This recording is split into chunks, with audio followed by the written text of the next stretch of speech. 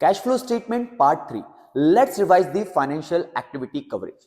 Financial activity में बच्चों दो तरीके से चीजें होती हैं, एक पैसा आता है और दूसरा पैसा जाता है। अब जनाब कहां से पैसा आता है देख लेते हैं।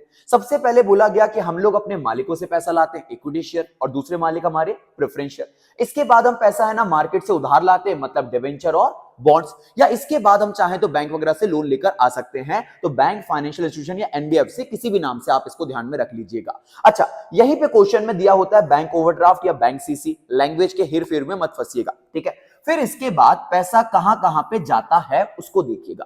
तो बोला गया कहां पे पैसा जाएगा। जब आपने जो इक्विटी शेयर से पैसा लिया था आप उनका पैसा लौटाएंगे, मतलब buy back of equity share. आप प्रेफरेंस शेयर का पैसा लौटाएंगे, मतलब रिडम्पशन ऑफ प्रेफरेंस शेयर। आप डिबेंचर और बॉन्ड्स का पैसा लौटाएंगे, मतलब redemption of debenture and bonds. और उसके बाद जनाब आपने जिस भी फॉर्म में बैंक लोन, एनबीएफसी लोन वगैरह लिया था उसको रीपेमेंट करेंगे। तो repayment of bank loan which is known as bank OD, bank CC, जब इनका पैसा लौटाएंगे तो यहां भी पैसा जाएगा। इनके बाद दो स्पेशल पॉइंट हमारे, इंटरेस्ट को अगर पेड करेंगे, डिविडेंड को अगर पेड करेंगे, तो इनमें भी आपका पैसे का आउटफ्लो होगा और वो भी फाइनेंसिंग एक्टिविटी में आएगा। एंड सबसे ट्रिकी पॉइंट हमारा, अगर भाई साहब सिक्योरिटी प्रीमियम रिजर्व बढ़ रहा है तो ये फाइनेंसिंग एक्टिविटी का इनफ्लो माना जाएगा, और अगर सिक्योरिटी प्रीमियम रिजर्व कम हो रहा है तो इसको फाइनेंसिंग एक्टिविटी में आउटफ्लो माना जाएगा। Thank you.